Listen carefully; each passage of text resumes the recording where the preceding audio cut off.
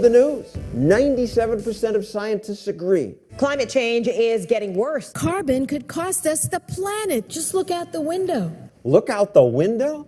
Because it's a hot day and her tiny piece of the world? How shallow is that?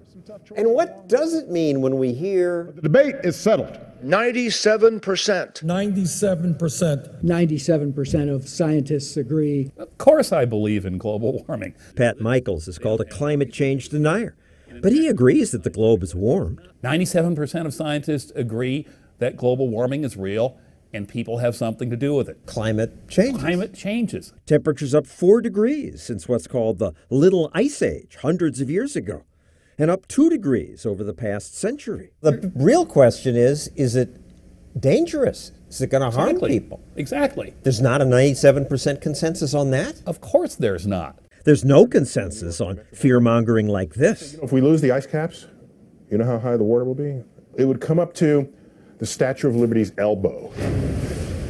But even the UN's computer models don't predict the 20 feet that Neil deGrasse Tyson and Al Gore predict. We invited them and 20 other alarmists to make their points on this program. Only one, Bill Mumo, agreed.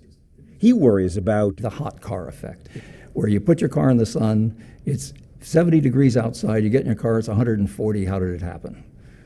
That's exactly what's happening with the atmosphere. the climate models that got the government so excited have been totally wrong so far. Well, I would say the climate models are actually better than economic models. Well, they're both bad. Okay, I wouldn't object to that conclusion. But then why should we turn our lives upside down based on bad models? Because last time carbon dioxide was this high in the past, sea levels were maybe 20 feet higher than they are now.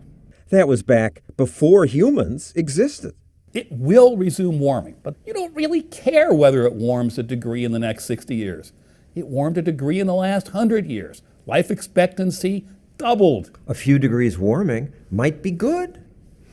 It might be depending where you are. Cold waves kill many more people than heat waves. Well, I don't know. How many tens of thousands of people died in Europe in 2003 in the heat wave? Tens of thousands did die. Heat can kill. But many more people die from cold. The CDC says heat kills 600 Americans a year.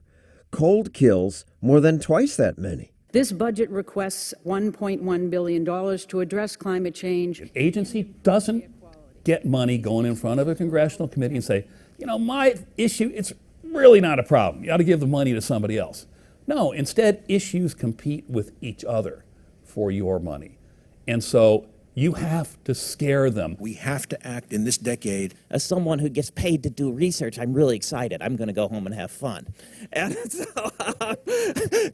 to summarize, we have much scientific confidence that warming is contributing to sea level rise and other changes. I've lived through 8 environmental apocalypses: the population bomb, acid rain, the ozone hole, global cooling, you name it.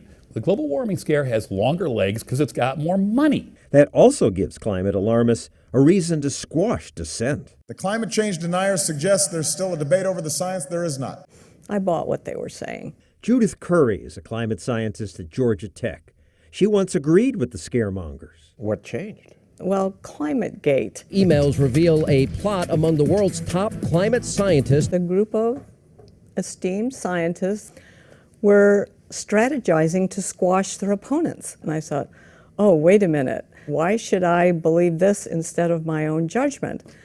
What scientists actually agree on is a very narrow slice of things. Yes, temperatures have been increasing overall for the last several hundred years. No doubt. And that carbon dioxide does act to warm the planet. But there's no agreement as to whether warming is dangerous or not. For saying that, you were one of the targets of the congressman saying, show us where you get your money. Yeah. I was one of the 7. 7 climate skeptics were branded heretics in order to reveal all their sources of funds. Curry abandoned science. This is after praising me and pushing me a few years ago as, the prestigious scientist. Well, you have wrong opinions now. Yeah.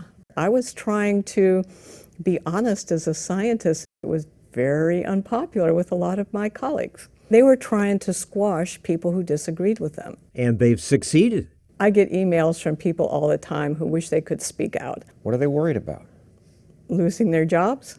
It's dangerous to dissent when climate change is something politicians address with religious zeal. This was the moment when the rise of the oceans began to slow and our planet began to heal. Admit it. It's a religion. The head of the United Nations climate panel said it's his religion. When you emit greenhouse gases, you feel like you're committing a sin?